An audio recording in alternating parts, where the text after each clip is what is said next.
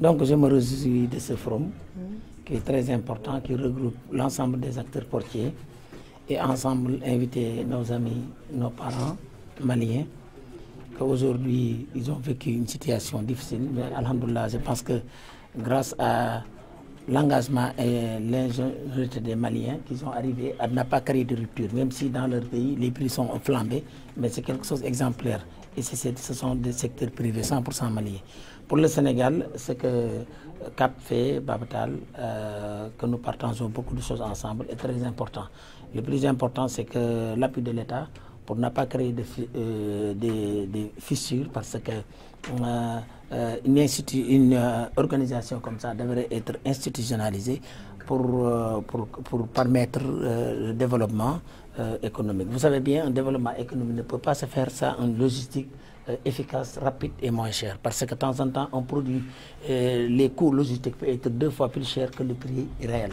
Donc c'est très important pour ça et je pense que tous les pays qui sont développés dans le monde, que ce soit Dubaï, que ce soit la Chine, que ce soit Singapour, ils ont développé par des infrastructures logistiques.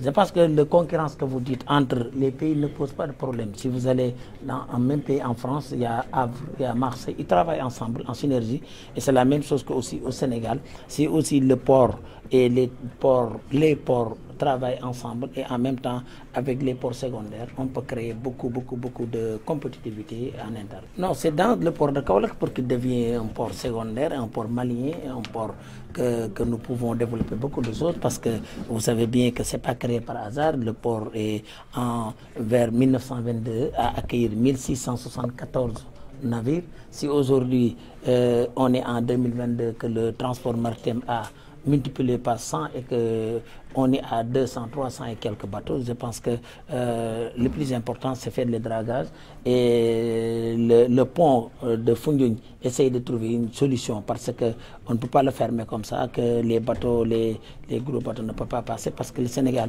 ne peut pas, vers les années 1700, je ne sais pas c'est quelle année, il a fait le pont de Saint-Louis et le permettre avec une ouverture.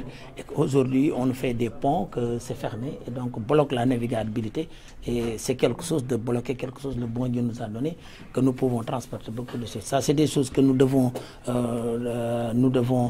c'est un combat ou bien une stratégie à faire pour demander aux autorités encore de trouver des solutions parce que rien n'est impossible pour modifier ça ou bien pour pouvoir mieux draguer, creuser encore pour permettre la navigabilité que Port de Kaolack peut accueillir 20 000 tonnes et ça, cela sauvera des vies parce qu'il y a beaucoup d'accidents et que donnera une compétitivité pour les Maliens et vraiment partout dans la sous-région. Vous savez, les chambres de commerce, c'est des acteurs principaux des ports. Aujourd'hui, les ports qui sont au Sénégal, que ce soit le port de Dakar, le port de Kaolack, le port de Saint-Louis, tout ça est construit par les chambres de commerce avant l'indépendance. Donc nous ne pouvons pas faire une stratégie, ça implique ou bien donner la chambre de commerce, c'est l'acteur principal parce que les chambres de commerce, c'est là-bas que tous les acteurs se regroupent. Aujourd'hui, vous avez vu, les Maliens, ils ont le conseil malien des chargeurs, le conseil malien du transport, mais eux tous, ils se retrouvent dans la chambre de commerce, au niveau de la chambre de commerce. Ce qui est vraiment que j'encourage encore pour le Sénégal, les Maliens, ils ont arrivé à avoir une seule voix au niveau de conseil malien des chargeurs, je pense que c'est ça. Transport, la même chose. Le Sénégal aujourd'hui, si vous appelez les transporteurs ici, vous allez voir plus de 100, 200 acteurs, chacun dit que c'est moi.